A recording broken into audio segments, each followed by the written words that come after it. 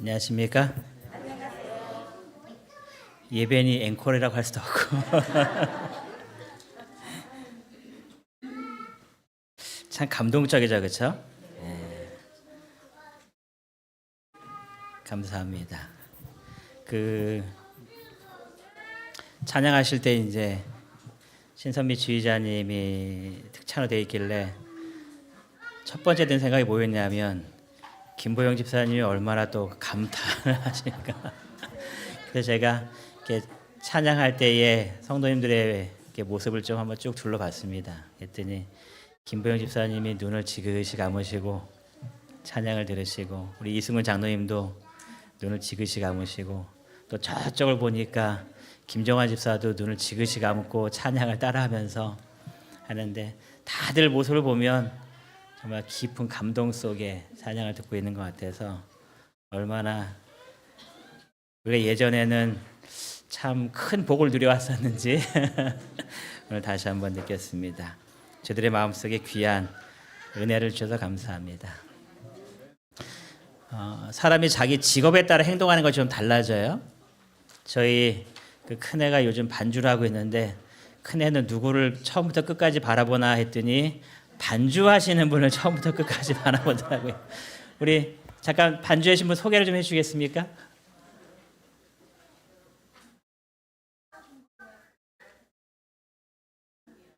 예, 환영합니다.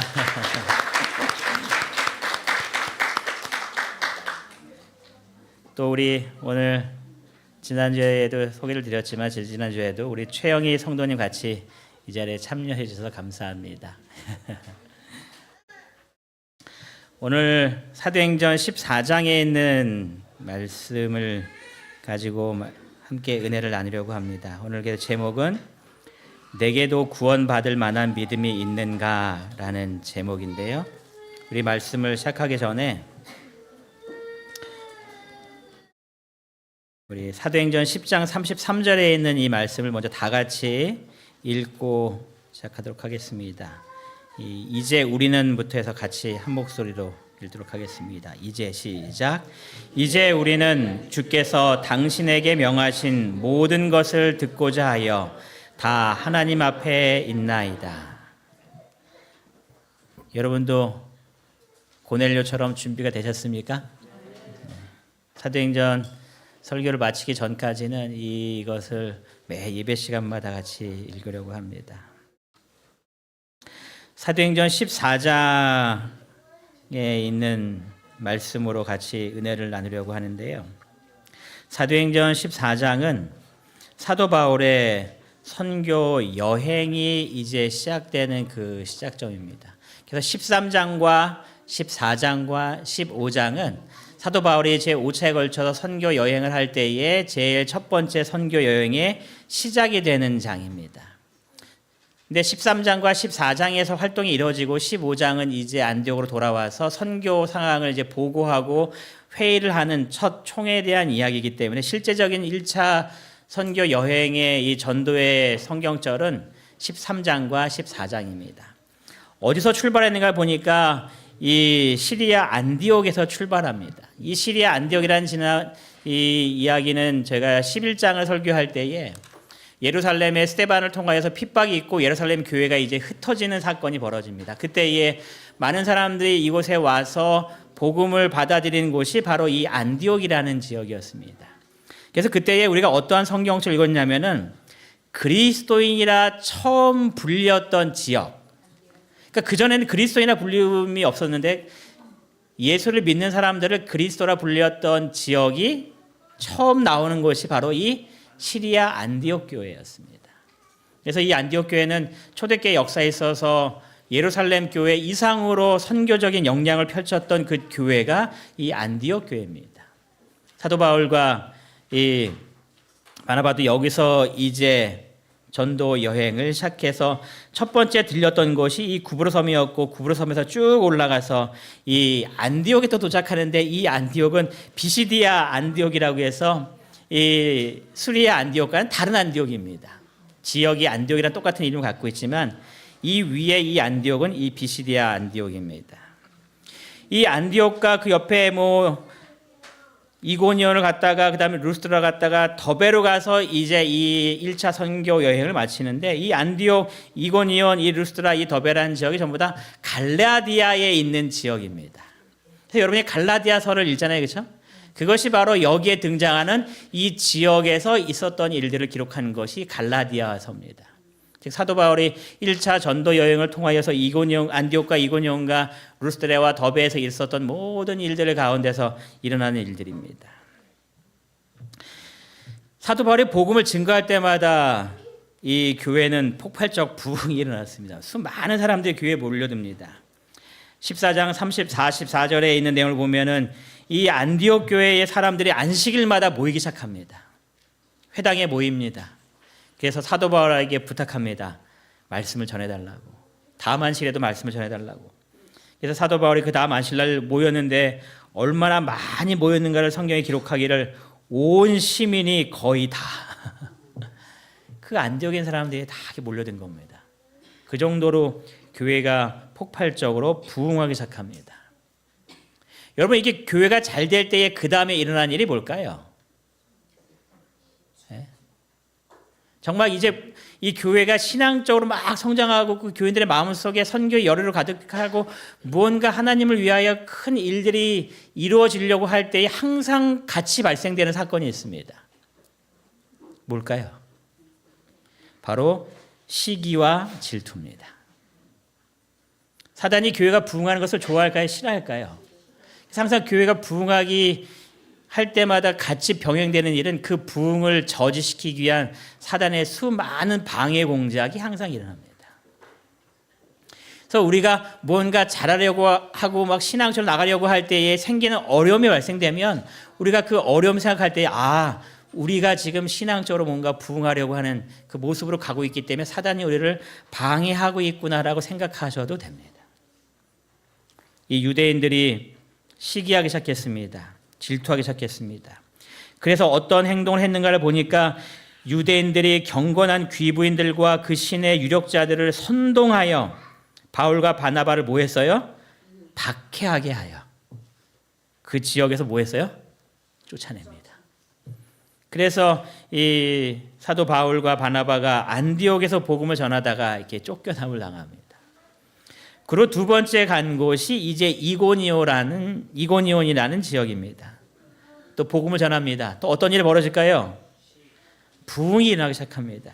14장 1절에 보니까 허다한 무리가 믿더라. 허다한 무리라는 것은 적은 숫자입니까? 많은 숫자입니까? 많은 사람들이 모여서 이 예수님을 믿는 그러한 일이 벌어집니다. 그럼 또 어떤 일이 발생돼요? 시기와 질투입니다. 14장 2절에 순종하지 아니하는 유대인들이 이방인들의 마음을 뭐 했대요? 선동하여 형제들에게 어떠한 감정을 품게 해요? 악감을 품게 했습니다. 이들이 잘못한 것이 있습니까? 없습니까? 아니, 없습니다. 단지 예수 그리스도의 복음을 마음속에 받아들이기 시작하고 예수님을 따르기 시작하는 겁니다. 근데 그들에게 악감을 품고 그들을 괴롭히기 시작하는 겁니다. 이번에는 어떠한 일들을 했나 보니까 14장 5절에 이방인과 유대인들과 그 관리들이 두 사도를 모욕하며 어떻게 하려고요? 돌려치려고 달려드니. 그래서 사도 바울과 바나바가 어쩔 수 없이 이 이고니아에서 나오는 그런 일이 벌어집니다. 그 다음에 도착한 것이 루스드라입니다. 또 복음이 막 증거되면서 사람들이 모이기 시작합니다. 그때 또 발생하는 것이 19절에 유대인이 안디옥과 이고니아에서 와서 무리를 충동했다라고 이야기합니다. 또 방해하기 시작하는 거죠. 복음이 전달될 수 없도록. 근데 여기에 보면은 이 루스드라 지역에서는 어떠한 단어가 등장하지 않냐면 회당이라는, 유대인의 회당이라는 단어가 등장하지 않습니다. 유대인들은 어느 지역에 옮겨가면 유대인 10명 이상 모이면 반드시 회당을 짓습니다. 왜냐하면 회당에서 신앙적 교육뿐만 아니라 우리가 어떻게 살아야 되는지 모든 정신적인 교육을 이 회당에서 시켰습니다. 그래서 이스라엘 백성들이 예루살렘에서 예배를 드리다가 바벨론으로 포로로 끌려간 다음에 바벨론에 예배드릴 장소가 없기 때문에 생긴 것이 바로 회당의 시작이었다라고 이야기해요. 그래서 회당은 유대인들이 모이면 만들어서 신앙적인 교육을 시키고 정신적으로 네가 유대인인 것을 잊지 말아야 될 것을 가르치는 교육기관으로서의 역할을 합니다. 그래서 이 안디옥에 갔을 때도 회당에서 모였고 이고니온에 갔을 때도 유당의 회당에 모여서 말씀을 전했어요. 근데 이 루스드라 지역에 왔는데 회당이란 단어가 나오지 않습니다. 그럼 그 말은 무슨 말일까요? 그만큼 유대인의 숫자가 적었다는 이야기입니다. 그런데 문제는 19절에 보니까 안디옥과 이고니온에서 유대인들이 막 오기 시작하는 겁니다.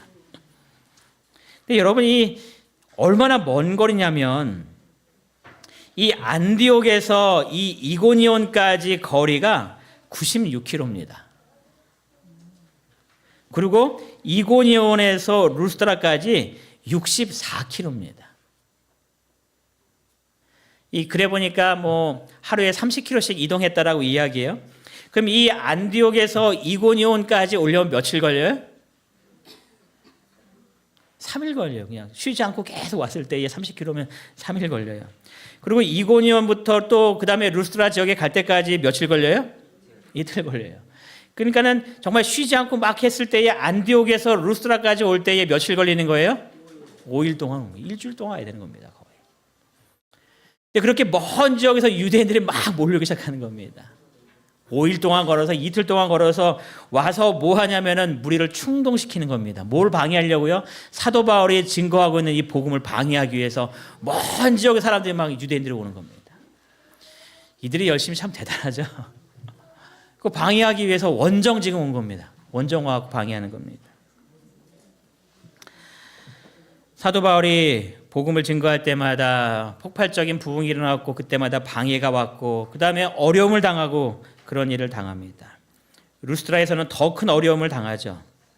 그런데 사도 바울이 그런 어려움을 당하지만 항상 했던 것은 뭐냐면 성경에 기록하기를 거기서 복음을 전하니라. 또 이 루스드라에서 어려움을 당한 다음에 더베로 가서 복음을 그 성에 전하고, 그러니까 핍박과 어려움이 있을 때마다 이동할 수밖에 없으면 이동한 다음에 뭐 하는 거예요? 복음 전하고. 또 이동하게 되면 또 뭐 하는 거예요? 거기서 복음 전하고. 그가 수많은 어려움을 겪었지만 그 어려움을 겪을 때마다 신앙을 포기하지 않고 복음 전하는 것을 포기하지 않고 끝까지 자기가 가지고 있는 복음 전도의 열정을 계속 유지하고 있는 겁니다. 여러분이 루스드라에서 있었던 일은 압니다. 어떤 사건이 있었냐면은 사람들이 돌을 던져서 이 바울이 죽은 줄 알고 이 바울의 시체를 성 밖으로도 끌고 나갔다라는 기록이 나옵니다.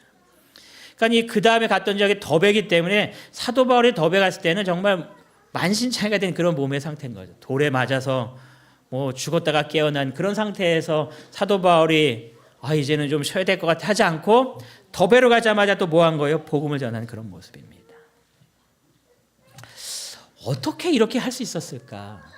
정말 쉬운 일이 아니거든요. 지금 계속 어려움을 당하면서 누군가 나를 크게 많이 환영해 주면 참 좋긴 하지만 그 가운데 핍박하고 악감을 품고 괴롭히고 심지어는 돌로 죽이려고 하는 또 돌에 맞는 그 경험을 하면서 사도 바울이 옮기고 있으면서 불구하고 그가 복음을 전하는 일을 게을리하지 않는 겁니다. 여러분이 사회생활 하시다가도 그런 경험 하게 되시죠? 신앙적으로 살려고 막 하고 있는데 신앙을 하지 못하도록 수많은 방해를 하고 어려움을 주기도 하고 그것 때문에 정말 수많은 고민을 하게 되는 그러한 상황을 우리가 세상에 살면서 경험합니다. 바울과 같은 그런 아주 무서운 경험을 하지 않을지라도 내 나름대로의 사는 그런 어려움들을 경험합니다. 사람들이 요즘 군대 가면 그래요. 어른들이 저도 똑같은 말 하는데 요즘 군대는 옛날이랑 군대가 달라서 쉬워 이렇게 얘기한단 말이에요. 근데 걔네들은 가면 어떨까요? 쉬울까 어려울까요? 어렵단 말이에요. 사도 바울과 같은 경험을 하지 못하지만 우리 나름대로 우리도 신앙생활하면서 어떤 경험을 하는 거예요? 어려운 경험합니다. 신앙을 지키기가 쉽지 않은 그런 경험들을 합니다.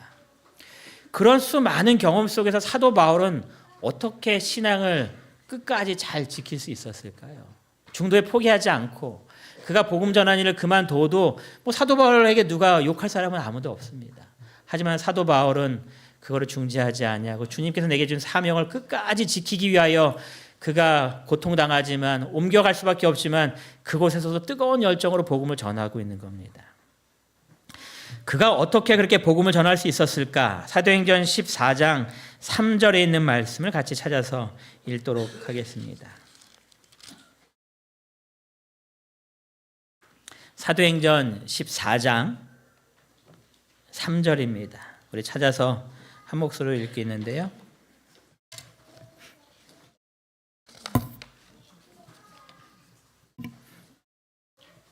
제가 여러분들에게 자꾸 성경을 찾도록 하게 하는 이유는 나중에 성경을 보실 때 본인이 자꾸 찾아야 하지만 그게 눈에 들어옵니다. 저도 이게 좀 표지가 낡았지만 이거를 버리지 못하는 게 이것이 손에 익어갖고 다른 성경책을 피면 이게 잘 안 나와요. 그래서 제가 이것을 자꾸 이렇게 쓰는데 14장 3절을 같이 읽어보겠습니다. 사도행전 14장 3절 두 사도가 시작.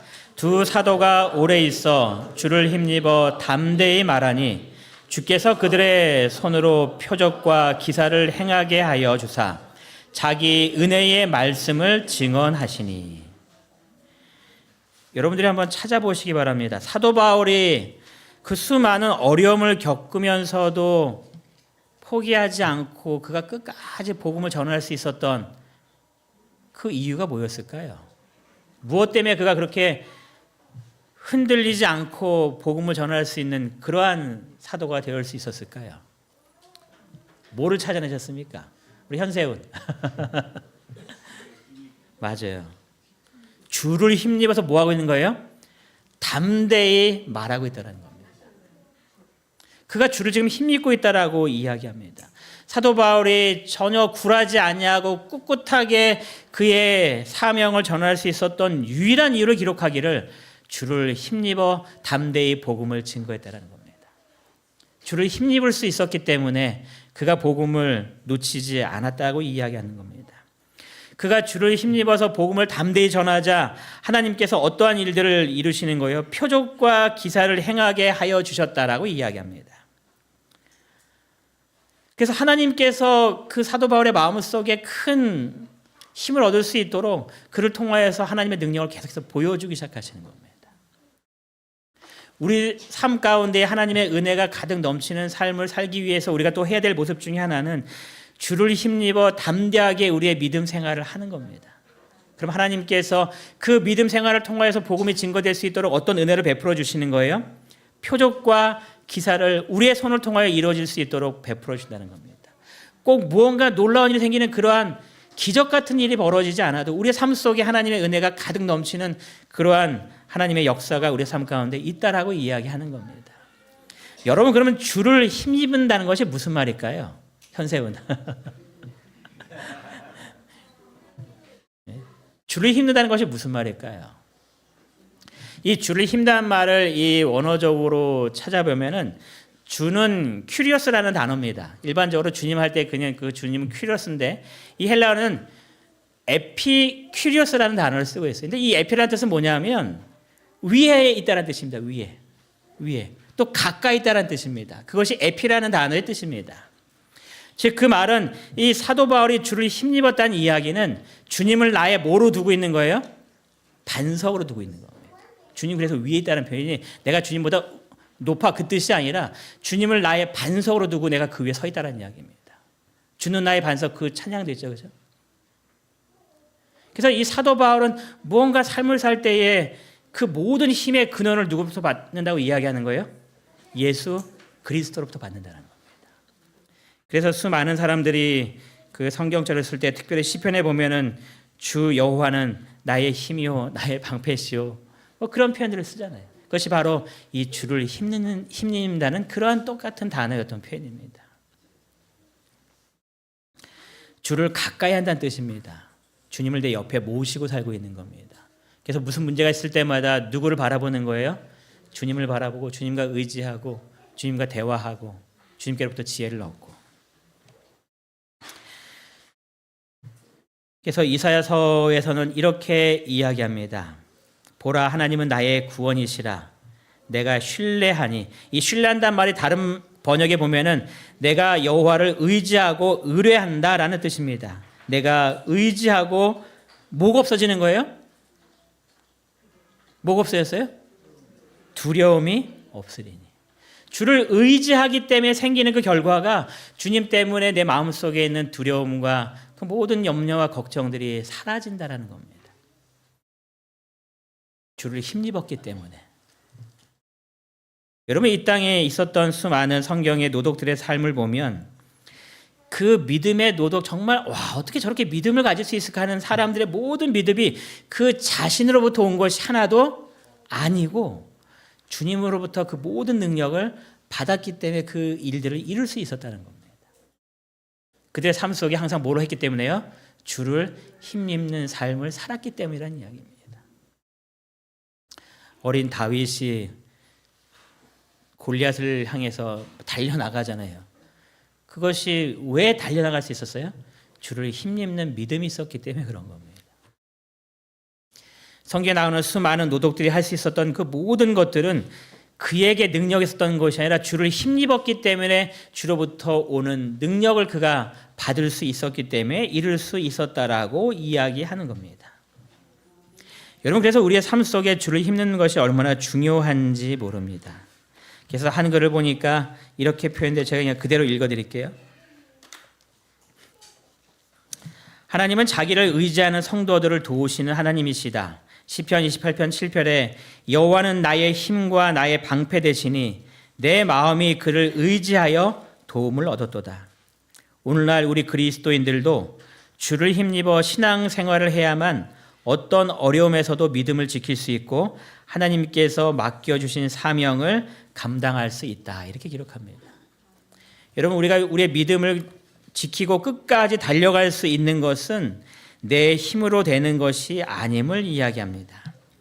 바울과 바나바가 수많은 역경이 있었지만 주저하지 않고 달려갈 수 있었던 비결은 뭐였던 거예요? 주를 힘입는 삶이었습니다. 주님을 의지하고 주님과 가까이 하고 주님을 바라보고 모든 것들을 주님을 통해서 일을 하는, 그를 경험을 통하여서 끝까지 승리했던 것처럼 우리 모든 성도님 삶 속에 주를 힘입는 귀한 삶을 사셔서 수많은 삶 속에 어려운 문제들이 생기지만 주님으로부터 받는 그 능력과 힘과 은혜를 통하여서 넉넉히 매 순간마다 이겨내시는 귀한 삶을 살게 되시기를 간절히 바랍니다. 사도 바울이 이제 루스드라에 도착했습니다. 복음을 막 전합니다. 수많은 사람들이 몰려들어서 예수님의 말씀을 듣습니다. 그런데 14장 9절에 이러한 말씀이 있어요. 다 같이 14장 9절을 좀 찾아보시겠습니다. 사도 바울이 막 복음을 전하고 있습니다. 수많은 사람들이 복음을 듣고 있는데 이 14장 9절이 나올 때의 이 말씀은 사도행적의 내용을 읽어보면 이 예수님의 사역의 삶을 쭉 이야기하는 가운데서 예수님의 병 고치는 그런 사역에 대해서 이 바울이 쭉 증거하고 있습니다. 그때 14장 9절에 일이 일어납니다. 같이 읽겠습니다. 9절. 바울이 시작. 바울이 말하는 것을 듣거늘 바울이 주목하여 구원받을 만한 믿음이 그에게 있는 것을 보고. 많은 사람들이 지금 복음을 듣고 있는데, 그래서 이 예수님의 이 병 고치는 놀라운 은사를 정말 사도 바울이 증거하고 있는데 그의 눈에 띄는 한 사람을 발견하는 겁니다. 누구를 발견했어요? 구원받을 만한 믿음이 있는 사람을 사도 바울이 본 겁니다.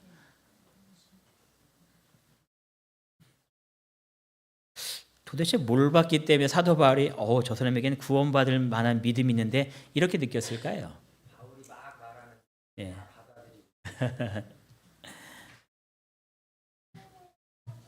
사도 바울이 앞에서 쭉 지금 한 사람 한 사람 둘러본 겁니다. 설교하면서 그래도 아이 컨택을 해야지 집에 돌아가실 때에 그래도 목사님이 날 한 번도 안 쳐다봤어 그렇게 하고 안 들어가실 거니까 저도 쳐다보려고 노력을 해요. 그래서 혜령이도 한번 쳐다보기도 하고, 쟤는 내가 쳐다보는데 왜 세으냐고 얘기만 할까 하면서 둘러본단 말이에요. 사도 바울이 복음을 전할 때에 수많은 사람 중에서 어떤 사람이 나를 바라보고 있는데, 여러분 그런 경험 있으신지 모르겠어요. 여러분 무언가를 막 이야기하고 있는데 그거를 스폰지처럼 막 흡수하는 겁니다. 이승훈 교장선생님 학교에서 가르칠 때 그런 학생들 수업 시간에 보신 적 있죠? 수업할 때 정말 막 빨아들이는 겁니다. 정말 집중해서 그것을 정말 하나도 의심하지 않고 모든 것들을 다 받아들이는 그런 사람을 이렇게 주목하게 되는 겁니다. 사도 바울을 둘러보는 가운데에 한 사람이 정말 사도 바울이 말하는 모든 것들을 다 마음속으로 받아들이면서 감동받고 있는 한 사람을 발견하는 겁니다. 사도행전에서 이렇게 이야기해요. 바울이 백성들에게 병자와 고통당하는 사람을 낫게 하신 그리스도의 사업에 대하여 말하고 있을 때에 청중 가운데서 한 안진뱅이를 보았는데 그는 바울을 주목하고 그의 말을 뭐예요? 받아들이고 믿었다. 그런 일이 있을까? 이렇게 생각하는 것이 아니라 정말 그러한 일이 일어났구나. 예수님을 만났으면 얼마나 좋았을까 하면서 그 모든 말씀들을 다 하나하나 받아들이는 그런 사람을 보는 겁니다. 그 눈망울이 어땠을까요? 그렇죠. 막 빛났겠죠. 그렇죠? 그가 설교를 들을 때에 땅바닥을 보면서 언제 끝나나 이런 생각을 했을까요? 아니요. 놓치기 한마디라도 놓치기 싫어서 그 사람을 쳐다보고 있는 겁니다. 경청하는 겁니다. 놓치기 싫어갖고. 그러면서 그것들을 자기 마음속에 다 하나하나 새기기 시작하는 겁니다. 그러니까 그 모습을 바라보는 가운데 사도 바울이 딱 눈에 띌 수밖에 없는 거죠. 사도 바울이 그에게 내 발로 일어나라고 이야기합니다. 사도 바울이 뭘 또 봤냐면 사도행전 181페이지에 이렇게 이야기합니다. 그는 바울의 명령을 뭐 했대요? 즉시 순종하여. 제가 이 모습을 보면서 내가 그 당시에 병자로 있었다면 또 사도 바울이 저한테 말하기를 내 발로 일어나라 얘기했으면 내가 일어났을까 하는 생각이 들어요. 누군가 내 옆에 있는 사람을 먼저 딱 일으켰다면 보고서 나도 일어설 수 있겠네라는 뭔가 좀 마음속에 확신을 가졌을 텐데 지금 사도 바울은 그런 것들을 아무것도 보여주지 않았습니다. 단지 무엇만 이야기하고 있는 거예요? 예수님에 대해서만 이야기하고 있는 겁니다. 뭔가 눈에 보일 수 있는 확실한 무언가를 이벤트를 벌린 것이 하나도 지금 없는 겁니다. 기적 같은 일이 지금 아무것도 벌어지지 않은 겁니다. 그냥 단순한 우리의 삶 속에서 여러분의 말씀만 지금 듣고 있는 겁니다. 여러분이 매일매일 성경책을 읽으시면서 그냥 하나님의 말씀을 눈으로 여러분 보고 있으시는 겁니다. 그런데 이 사람은 그렇게 보는 가운데 무엇을 경험하는가? 그 말씀이 내게 임하면 나에게도 똑같은 일이 일어날 수 있다는 것을 그 순간 믿고 있는 겁니다. 여러분이 말씀 보실 때에 그런 믿음으로 말씀을 보고 계십니까? 네.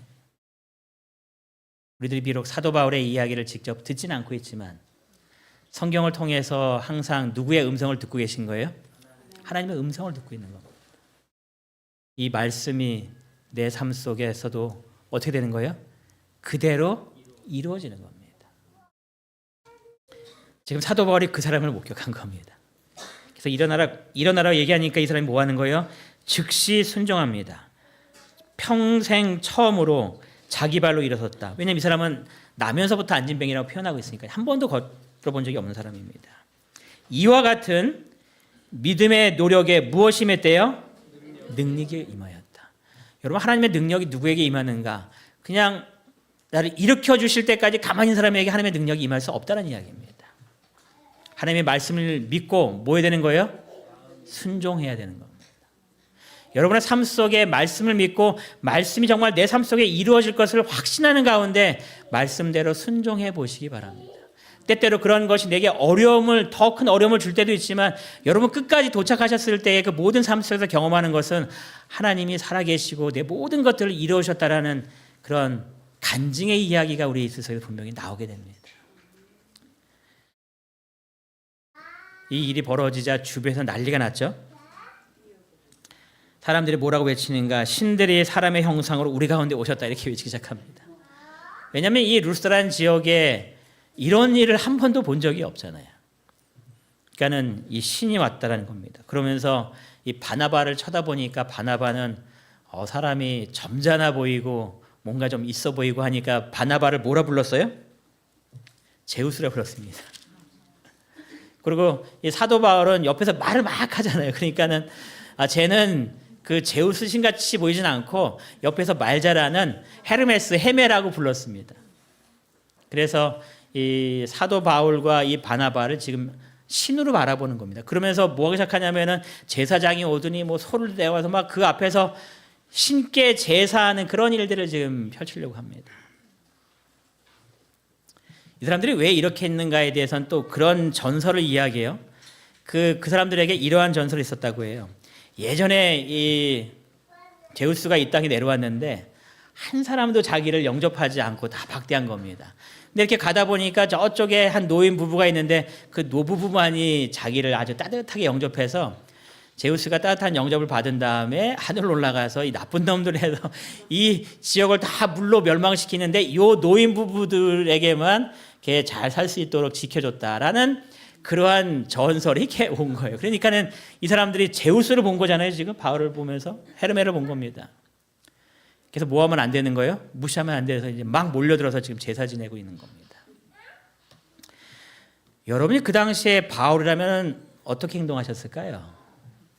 좀 누려볼 만하지 않습니까?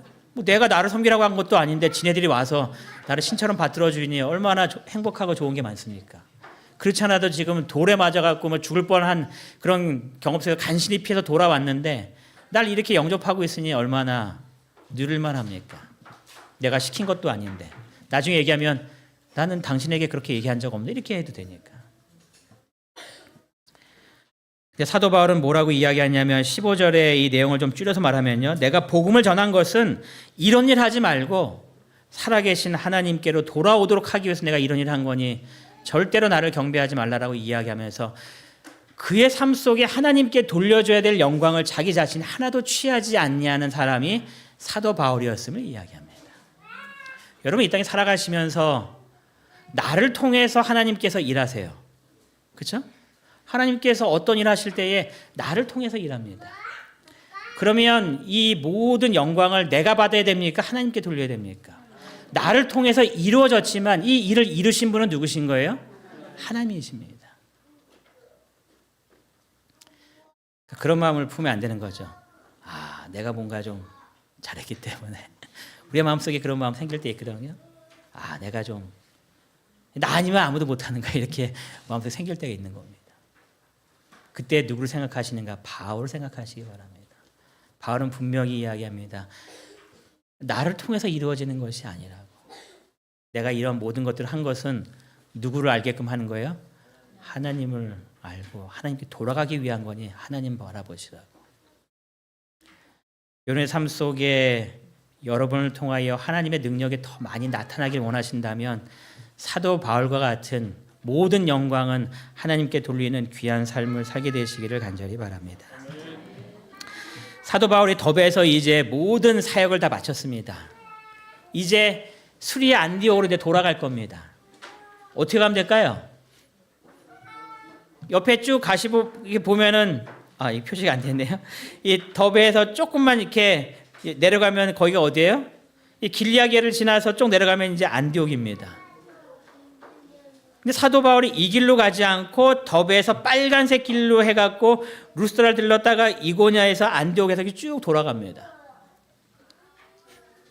물론 이 구부러 서문 들리지 않았지만 이렇게 쭉 하면서 돌아가면서 성경이 뭐라고 기록하냐면 14장 21절에 루스드라와 이고냐가 안디옥으로 돌아가서라고 이야기합니다. 그냥 이렇게 들어가면 바로 안디옥인데 이렇게 돌아가서 한 바퀴 삥 돌아서 멀리 갑니다.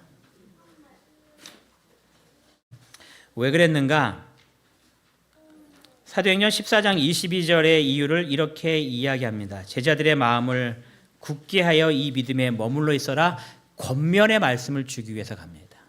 사도 바울이 어려움 때문에 그 지역을 피해서 지금 나와 있지만 그 지역에 다시 가서 그들의 신앙이 흔들리지 않도록 양육하는 시간들을 이 사도 바울이 가진 것이다라고 이야기합니다.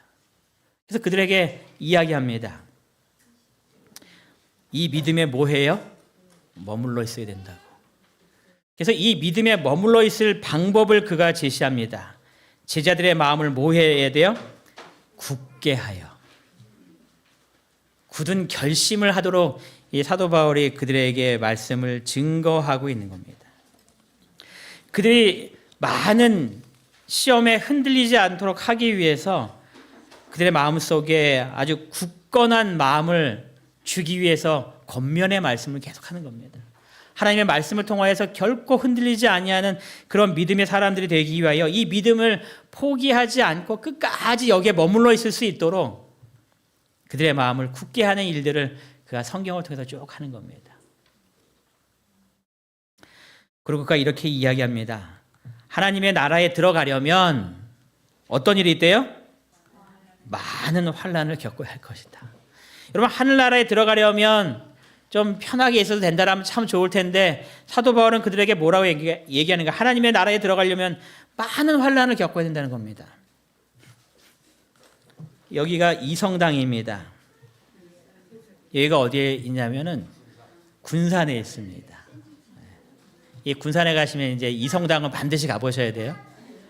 몇 군데 유명한 집이 있는데 제가 이성당만 좀 올려놨어요. 시간이 너무 많이 지날 것 같아갖고 제가 맛집을 우리 시우리 아버님한테 한 군데 알려드려갖고 군산에 출신인데 저 때문에 한 군데 아셨어요. 중동호떡. 여러분 이성당에 가면 지금 사진에는 뭐 이렇게 줄이 길지 않는데 빵 나올 시간 되면요 이 빌딩을 쫙 들어서 있습니다. 기본 2시간 쓰셔야 됩니다. 기본 2시간. 제가 이제 가족들하고 여행 갔을 때에 줄이 긴데 줄을 섰을까요? 안 섰을까요? 줄을 서갖고 어쨌든 들어가서 이제 빵을 사고 나왔습니다. 여기는 연돈이라는 돈가스 집입니다. 저는 뭐 여기는 가보진 않았어요. 저는 돈가스를 먹을 수는 없으니까. 근데 여기에 대한 이야기를 들어보니까 지금 이게 줄 서 있는 겁니다. 이 돈가스 집 들어가려고 줄 서 있는 겁니다. 맨 뒤에 서면 몇 시간 기다리는가? 6시간 기다린대요. 그래서 이 오픈하기 전에 이 사람들이 몇 시에 달려가냐면 아침 새벽부터 가갖고 줄 서 있는 겁니다. 그래야지 들어가서 먹을 수 있는 거예요. 아니면은 못 먹거나 아니면 저녁을 먹어야 되니까 6시간 동안 기다려서. 여러분 줄 서시겠습니까? 안 서시겠습니까? 안 서실 것 같죠? 그런데 씁니다. 여러분 왜 이러한 줄이 길음에도 불구하고 끝까지 서서 들어갈 때 행복한 모습으로 그 안에 들어갈까요? 맛있는 빵을 먹을 수 있거든요.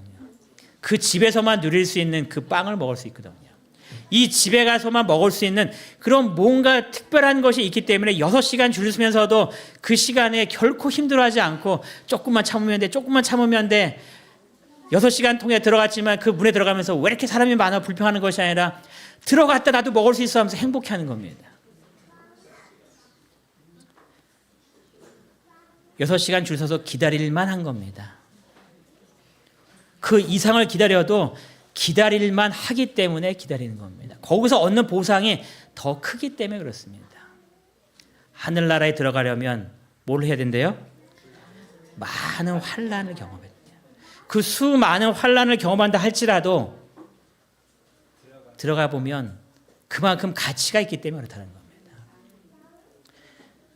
여러분의 삶 속에 이 하늘나라에 대한 큰 은혜가 얼마나 큰지를 마음속으로 더 많이 기억하게 되시기 바랍니다.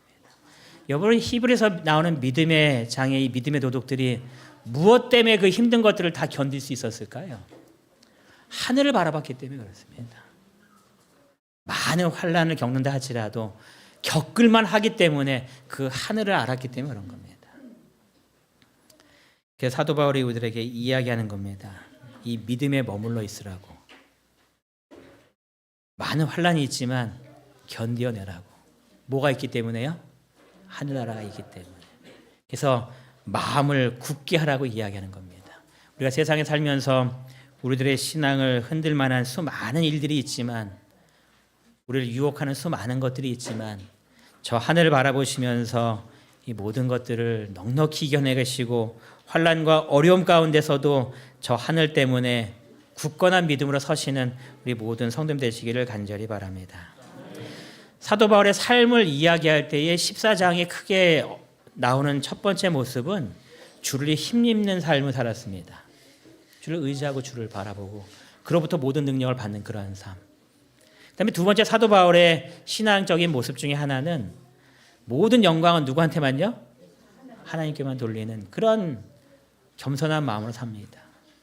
그리고 그가 보여줬던 세 번째 신앙의 모습은 뭐였냐면, 그가 각 교회를 돌아가면서 했던, 지역에 들어가서 했던 것이 뭐냐면 각 교회에서 장로들을 택하였다라고 기록합니다. 교회를 세우는 일을 했다라 얘기하고 그들을 위하여 금식 기도하며 그들이 믿는 주께 그들을 뭐 했대요? 위탁하였다라고 이야기합니다. 여러분 이 당시에 장로 되는 것은 좋은 일이 아니라고 이야기합니다. 지금 이 그리스도인이 되었다라는 이 이야기는 그 동네에서 뭐 받는다는 이야기일까요? 핍박과 환란이 있는 그런 이야기입니다. 사도 바울이 어쩔 수 없이 막 이동하고 다녔잖아요. 근데 거기에 장로가 되는 겁니다. 그 말은 이렇게 표현합니다.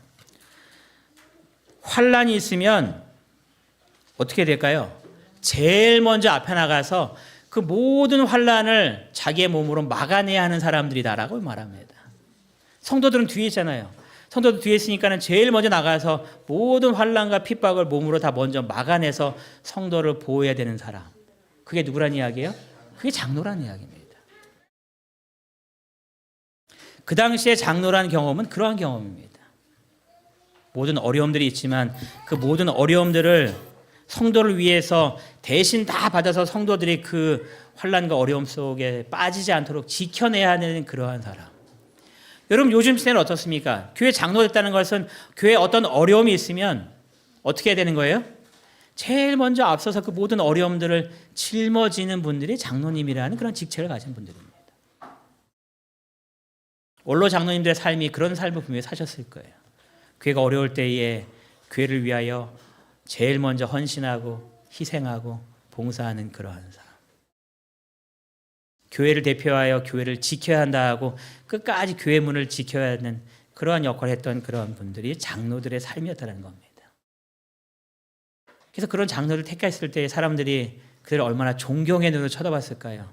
우리를 위하여 모든 어려움들을 대신 짊어지려고 우리를 보호하기 위해서 서 있는.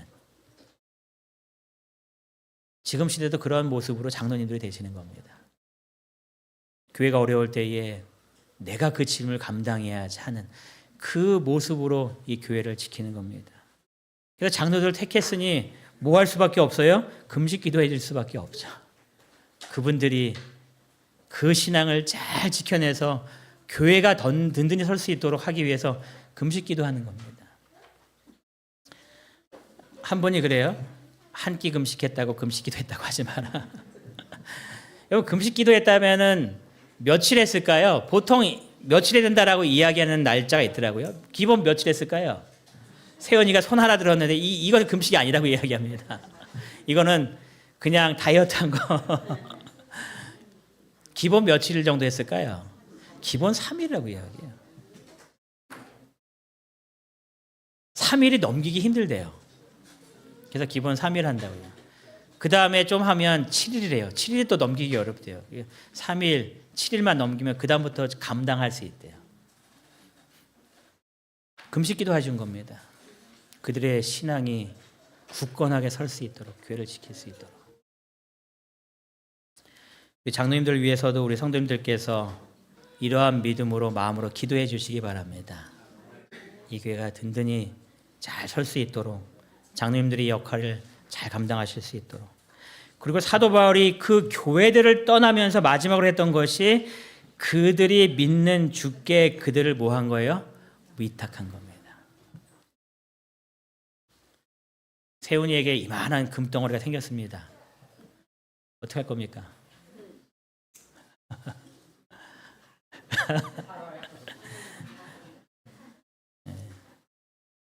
그거를 보관해야 되는데 어디다 보관하시겠습니까? 아무도 모르는 저 장롱 한 구층에 이렇게 집어넣으시겠습니까? 여러분의 가장 소중한 물건을 어디다 보관하시겠습니까? 아무도 이걸 훔쳐갈 수 없는 그러한 곳에 맡겨두지 않으시겠어요? 아무도 손댈 수 없는 누군가가 완벽하게 지켜줄 수 있는 그런 곳에 뭔가를 맡기지 않으시겠어요? 근데 여러분들 은행에 저금한 이유도 그거 하지 않습니까? 그 은행이 내 거를 잘 지켜줄 거야 하는 그런 마음으로 이렇게 다 하시잖아요. 돈 버는 사람들이 자기 집에 큰 금고를 만들어 놓겠습니까? 그거 아무도 열 수 없으니까. 러시아 선교사들이 삼육대학에서 막 이렇게 활동하고 있을 때에 러시아 젊은 애들이 그 금고를 털려고 들어왔어요. 전장님 잘 아시죠? 근데 이 금고를 열 수가 없는 겁니다. 그러니까 걔네들 어떻게 했는가? 금고를 바깥에 던져갖고 금고를 통째로 가지고 왔어요. 맞죠? 네. 여러분 우리가 그것을 안전한 데에 맡겨두는 이유는 분명히 그것이 지켜지기 때문에 그런 겁니다. 우리의 신앙이 안전하게 지켜지도록 어디에 맡겨야 될까요? 주님께 맡겼다는 이야기입니다. 사도 바울이 이 교회를 쭉 지나가면서 이들의 신앙을 누군가가 지켜줘야 되는데 장로님들까지도 흔들릴 수 있기 때문에 이 장로님도 누가 지켜줘야 되는데 하면서 누구에게 맡기는 거예요? 하나님께 맡기는 겁니다.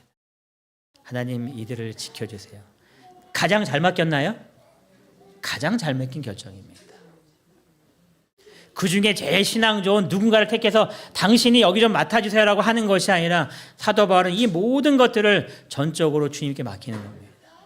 가장 잘 맡긴 겁니다. 여러분의 삶을 이 사도 바울처럼 주님께 맡기시는 삶을 살게 되시기 바랍니다. 가장 완벽하게 지켜주실 수 있는 분, 가장 안전하게 모든 것들을 인도해 주실 수 있는 분, 가장 바른 길로 우리를 이끄시는 그 하나님께 모든 것들을 맡기셔서 하나님께서 여러분의 삶 속에 필요한 모든 것들을 지켜주시고 인도해 주시고 책임져 주시는 그 경험들을 통하여서 주님께서 우리와 함께 하시는 그 은혜 가운데 날마다 살아가시는 우리 모든 믿음의 성도들 되시길 바라면서 오늘 말씀 마치겠습니다.